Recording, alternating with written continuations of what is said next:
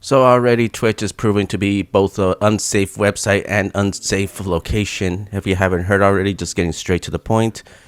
During TwitchCon yesterday, streamer Emiru was pretty much grabbed by a fan, and the funny thing is security didn't do anything. The only one that stepped up was her personal security. Twitch it did the whole PR thing of we take every streamer seriously statement like they always do, but pretty much from what we saw, if it had not been for Emiru's personal security, things could have escalated. As there's footage now that they say they did everything to detain the guy and ban him from the website or whatever, which honestly wasn't enough because there was other clips going around showing that he pulled out a knife as he was walking by before turning back around and basically going to hug her allegedly. Not the hugging part. That part was shown. I'm just seeing the alleged. I don't know the timestamp of when he was seen pulling a sharp weapon out and before coming back around to hug her. On top of that, there's footages of him just casually leaving on his own whim and on to overall just kind of do all that. Apparently, this isn't the first time a fan's gotten handsy towards Emiru, that when her personal security has done, things like basically grab the guy by the arm to detain him for the police to show up. Twitch banned the security and basically for the safety of Emiru, they basically got rid of the one person that was actually doing his job. Meanwhile, from the large statement that Emiru gave, she's safe now, and on top of that, also has said that some of the Twitch staff were joking about the situation. So yeah, like I said, it's just one big thing with Twitch at this point. Because at this point, it just feels like nobody is safe on that website whatsoever. Either, you have to deal with getting Hassan's rants and some dog gets shocked. Or if you're a pretty enough streamer, or I don't know, female in general, you're gonna have to face the harassment of all those people that have fantasized you. I know people are saying like Twitch is a simp site, and after women only are famous on Twitch for their looks, but then you transfer those looks from online to in real life, and you see the true consequences of what these females have to go through, where parasocial weirdos will suddenly start getting handsy or start doing things that they shouldn't have. But like I said, overall, this was just a really bad situation. Like I said, this one I can't even say that it's a bad situation for Twitch, because it's funny how I think the CEO even said how Valkyrie and some other people were gonna attend for safety reasons. So they put out a statement saying that we would increase security. And funny enough, that didn't even end up happening. They basically, I think they just said that as like a PR thing, like, oh yeah, no, we take the safety of our streamers really seriously, and we are gonna amp up the strategy, or we're gonna amp up our strategic safety measures so that our streamers feel safe, and not even on the first day someone gets grabbed. And instead of doing the right thing, punish the guy, detain him for the police, give him his true consequences. It wasn't Emiru's personal security that pretty much had to step in and do all that. And it's just like, it shows the type of website Twitch truly is, where they play favorites.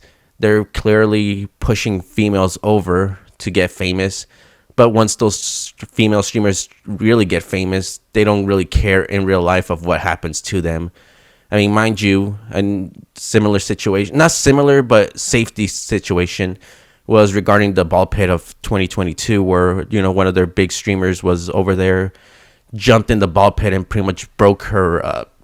I'm not sure how to describe it, but she broke her back and needed a rod to kind of fix the situation, because apparently the pit was just shallow. And like I said, at this point, I don't know why I was going through so much trouble of trying to grow on Twitch.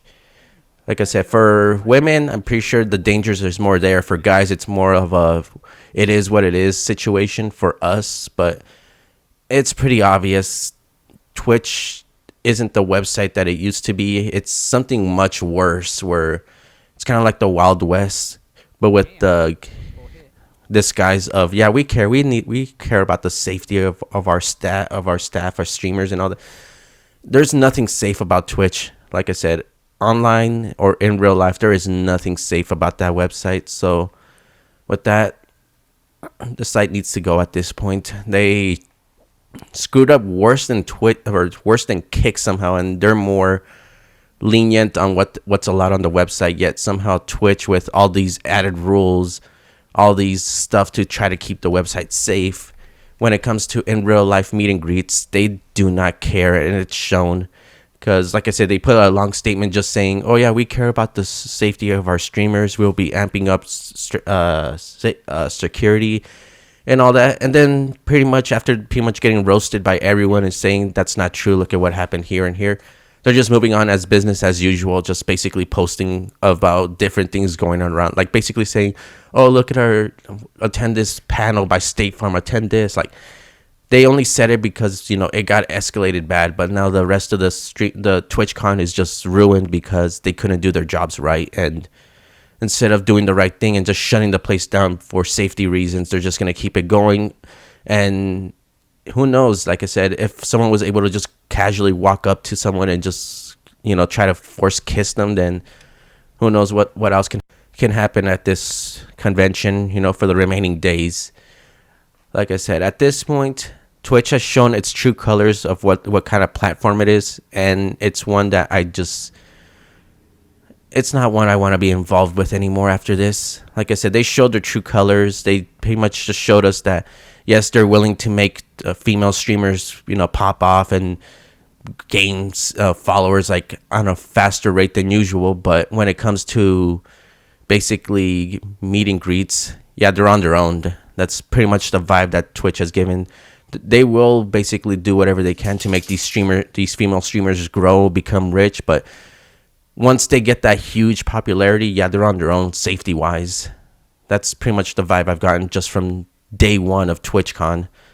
Like I said, I wasn't there. I never planned to attend there. But just from seeing that, yeah, like I said, it just seems like there's no safety regulations whatsoever. They're going to try to save face and then say, watch when TwitchCon's officially over, they're going to put out a statement saying, we're going to amp up our safety for next year. And it's like, I don't even think there's going to be a next year. No one's going to trust them to keep them safe, because they said that before it started because other bigger female Twitch streamers were saying they didn't feel safe. And with one day, and already someone basically got force kissed. They're potentially life-threatening because, again, there's video surfacing that the guy flipped out a knife before, turning back around to grab her. And yeah, I don't know what Twitch is going to do, but hopefully it's shutting down soon at this rate. Anyways, hopefully you enjoyed this video. Leave a like. Make sure to go on Twitter or whatever where this whole situation's happening. Show some support to Emiru, as, like I said, she was the one that was clarifying what truly happened there, and it's not a pretty sight. Anyways, till next time, see you later, everyone.